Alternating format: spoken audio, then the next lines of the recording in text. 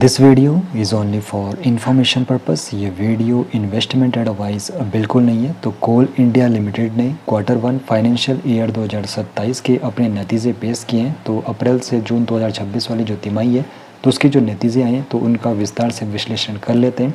तो Q1 financial year 2027 और Q1 financial year 2026 का भी यहाँ पे कंपैरिजन करके देख लेंगे।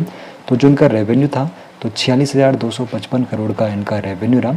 कुल इनकम जो इनकी रही तो 48,295 करोड़ इनकी कुल इनकम रही। नेट प्रॉफिट की बात करें तो प्रॉफिट आफ्टर जो टैक्स इनका रहा 8,850 करोड़ रहा और ईपीएस इनका 14 रुपये 36 पैसा प्रति शेयर रहा। अब देखो यहाँ पर जो इनका क्वार्टर ऑन क्वार्टर बेसिस पर Q4 फाइनेंशियल ईयर 2026 में 46,490 करोड़ के मुकाबले रेवेन्यू में 0.51% की मामूली गिरावट भी देखने को मिली है।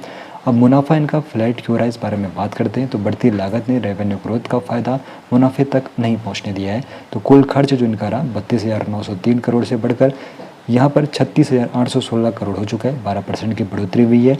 मटेरियल कॉस्ट के बारे में बात करें तो 2,562 करोड़ से बढ़कर ये 3,260 करोड़ हो चुकी है। सबसे बड़ा उछाल यहाँ पर देखने को मिला है। और इबिट्टा जो मार्जिन है 32% से घटकर 31% हो चुका है। हालांकि ये मामूली गिरावट है। अब देखो राहत की बात जो यहाँ पर है, ऑपरेटिंग मार्जिन में इनका सुधार हुआ है। 19% से बढ़कर ये 21% हो चुका है। तो पिछले साल के मुकाबले ऑपरेटिंग मार्जिन बेहतर हुआ है, जो दिखाता है कि कोर ऑपरेशंस की एफिशिएंसी बरकरार है, भले ही बाकी लागत बढ़ी हुई हो। अब यहाँ पर प्रोडक्शन और ऑफटेक के बारे में बात करें तो इनका उत्पादन घटा है लेकिन डिस्पैच में सुधार हुआ है।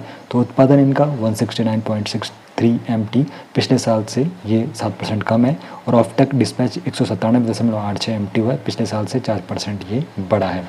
अब डिविडेंड का ऐलान यहाँ पर कंपनी ने करा है। तो निवेशकों के लिए इस तिमाही का सबसे बड़ा यहाँ पर पॉजिटिव जो आया है वो आया है डिविडेंड के रूप में। तो पहला अंतरिम जो डिविडेंड है 5 रुपये 50 पैसा प्रति इक्विटी शेयर, फेस वैल्यू 10 रुपये पर 55% का ये होता है। तो फाइनेंशियल ईयर 2026-27 के लिए ये घोषित है।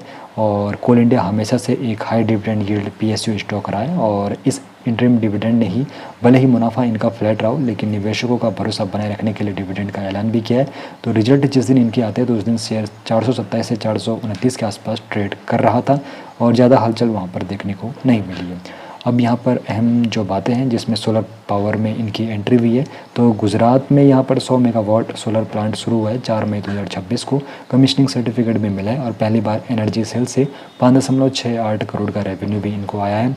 और बुक वैल्यू में बढ़ोतरी हुई है। प्रति शेयर बुक वैल्यू 193.26 से बढ़कर 206.91 हो चुकी है। नेटवर्थ में मजबूती का ये संकेत है। विस्तार की दिशा में इनके कदम बढ़े हैं। कोल गैसिफिकेशन और रिन्यूएबल एनर्जी प्रोजेक्ट में कंपनी अब सक्रिय रूप से विस्तार कर रही है और 8 सहायक कंपनियां यहाँ पर शामिल है, जिसमें कंसोलिडेटेड रिजल्ट में ECL, BCCL और ECCL सहित कंपनी की 8 प्रमुख सब्सिडरीज का यहाँ पे प्रदर्शन भी शामिल है। अब यहाँ पर एनालिस्ट का जो अनुमान था और जो उनके असल नतीजे आए हैं उसके बारे में भी बात कर लेते हैं। तो कोटक इंस्टीट्यूशन इक्विटीज़ का जो अनुमानित प्रॉफिट आफ्टर टैक्स था वो 7,802.6 करोड़ का था और मोतीलाल ओसवाल का अनुमानित पैट 9,330 करोड़ का था।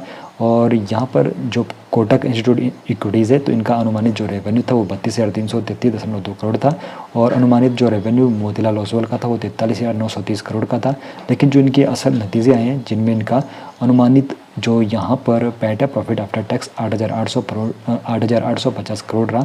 तो प्रॉफिट आफ्टर टैक्स में 0.71% की यहाँ पे ग्रोथ हुई है और अनुमानित जो इनका रेवेन्यू है 46,255 करोड़ रहा। तो रेवेन्यू में भी 7.7% की ग्रोथ देखने को मिली है। अब देखो यहाँ पर बताऊँ तो कोल इंडिया का Q1 फाइनेंशियल ईयर 2027 का जो रिजल्ट है वो स्टेबल रहा है। रेवेन्यू में ठीक ठाक ग्रोथ हुई है लेकिन बढ़ती लागत के चलते मुनाफा इनका लगभग फ्लैट रहा। निवेशकों के लिए सबसे बड़ा पॉजिटिव जो यहाँ पर आया है 5 रुपये 50 पैसे का इंटरिम डिविडेंड का ऐलान हुआ है, जो हाई डिविडेंड यील्ड स्टॉक के तौर पर कंपनी की पहचान को बरकरार रखता है। बाकी आपको बता दूँ ये वीडियो बस एजुकेशन के पर्पज़ के लिए। निवेश से पहले फाइनेंशियल एडवाइजर से ही एडवाइस लेनी चाहिए। शेयर मार्केट में जोखिम होता है तो बिना रिसर्च किए आप लोगों को निवेश नहीं करना चाहिए।